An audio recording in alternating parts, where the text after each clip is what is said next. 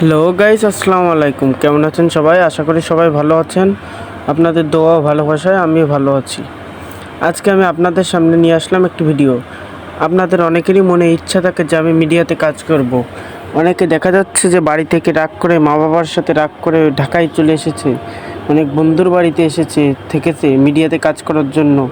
তো কি আপনাদের কাছে কি মনে হয়, মিডিয়াকে কি মামার বাড়ির মোয়া মনে হয় নাকি মামার বাড়ির মামির হাতের মোয়া মনে হয়? আসলে এমনটাও না। মিডিয়াটা এমনই, এখানে আসতে গেলে অনেক স্ট্রাগল করতে হয়। এখানে আজকে যারা আসছে, আমাদের সকলের কাছে প্রিয় একটি নাটক হলো ব্যাচেলার পয়েন্ট। তো আমরা ব্যাচেলার পয়েন্টের কাবিলা অর্থাৎ জিয়াউল হক পলাশকে দিয়ে যদি উদাহরণ দিই, তো জিয়াউল হক পলাশ এসএসসি পরীক্ষায় ফেল করছিলেন। তখন তিনি বাড়ি থেকে অনেক চাপে আবারও পড়াশোনা শুরু করেন এবং পরবর্তীতে তিনি খুবই ভালো একটি রেজাল্ট করে এসএসসি পরীক্ষায় উত্তীর্ণ হয় এবং এইচএসসি পরীক্ষায় উত্তীর্ণ হয়। তো তার বাড়ি হলো ঢাকা নাখালপাড়া। তো তার ছোটোবেলা থেকেই একটি ইচ্ছা ছিল যে সে পরিচালক হবে।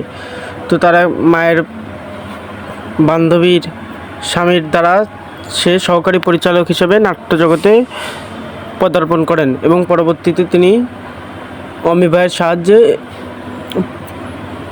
নাটকে আসেন এবং সহকারী পরিচালক থেকে ডিরেক্টর হন এবং ডিরেক্টর থেকে তিনি নিজেই নাটক করতে শুরু করেন।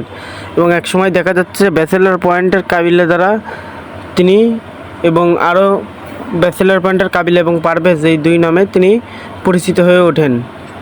আস্তে আস্তে তিনি আমাদের মাঝে অনেক কিছুই করেছেন, স্ট্রাগল করেছেন। আজকে তার ফিমেল 4ও বের হয়েছে। তো আপনারা যারা বাড়ি থেকে চলে আসেন যে রাগ করে, মা বাবার সাথে পরিবারের সঙ্গে রাগ করে চলে আসেন যে আমি ঢাকায় চলে যাচ্ছি, আমি গিয়ে নাটক করব এবং ভালো একটি অবস্থানে করব, তো ভাগ্যে, কার ভাগ্যে কী লেখা আছে ভাই জানি না। তো যদি ভাগ্যে লেখা থাকে তাহলে হয়তো বা হয়েও যেতে পারে।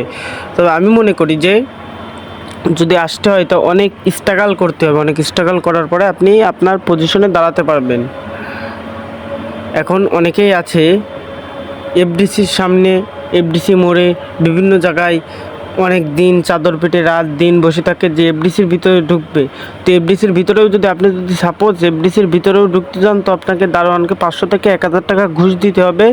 দিয়ে কার কাছ থেকে কেমন নেবে জানি না, কিন্তু 500 থেকে 1000 টাকা ঘুষ দিয়ে ঢুকতে হবে। তো আমি আজকে আর ভিডিওটি বড় করব না, আমি শুধু এটুকুই বলতে চাই যে কার ভাগ্যে কী লেখা আছে। হয়তো বা অনেকে স্ট্রাগল করে বড় অভিনেতা হয়েছেন, আবার অনেকে ভাগ্যের জোরেও হয়ে যেতে পারেন।